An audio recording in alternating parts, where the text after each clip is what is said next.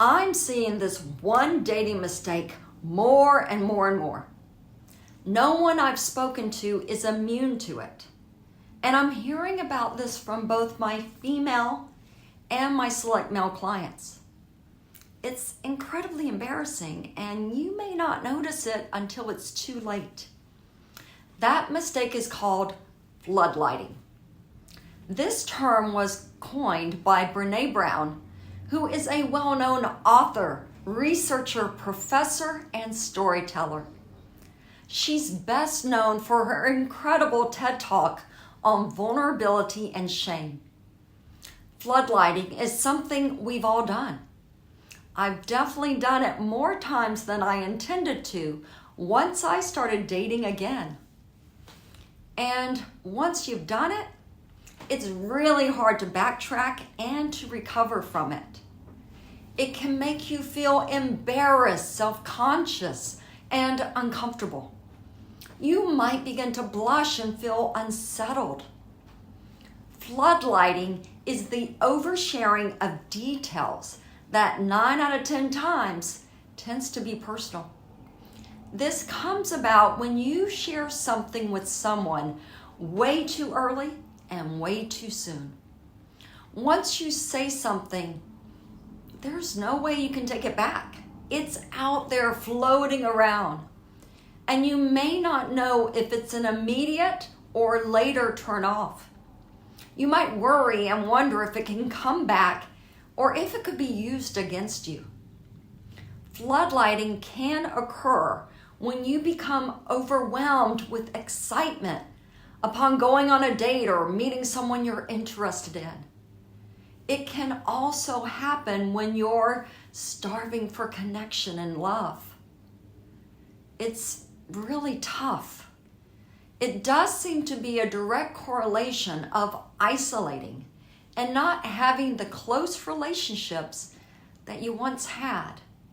If you stayed in during the pandemic or you kept to yourself, if you didn't meet friends in a long while, you're more likely to experience this on a date. If you're lucky, when you do this, you could notice a change in the atmosphere.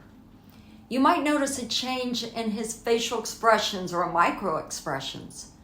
But if you're completely focused on you and your story, you may not notice it at all. And that's where it can go horribly wrong. I hear stories from both women and men. They thought the date was going so well, and they're looking forward to the next date, whether it's a second or a third date, and then nothing. It can be disheartening, and we've all been there. You're having a great time.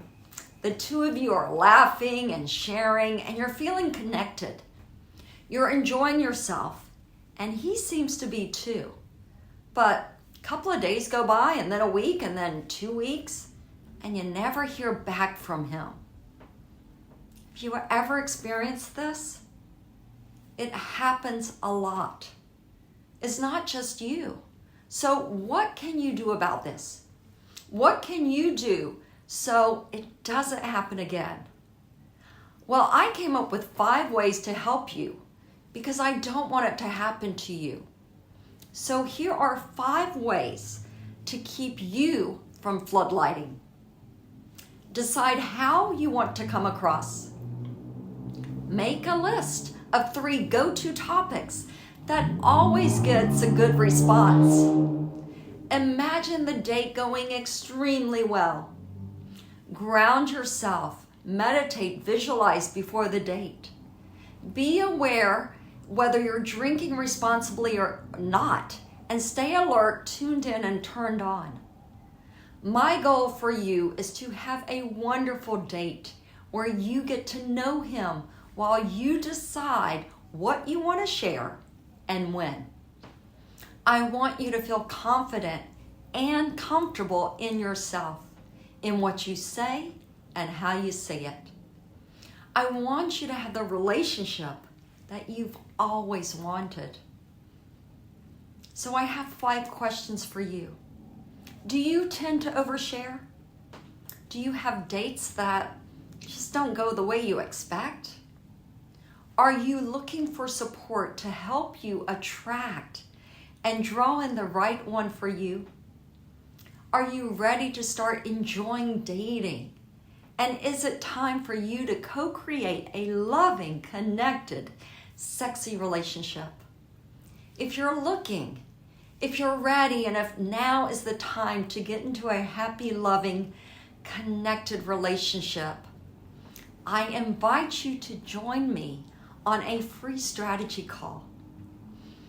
You'll gain insight on where you are now and what actionable next steps that you can take that's right for you. Because if it's a year from now and you're in the exact same place as you are, will you be happy? Will you be satisfied? Please reach out to me.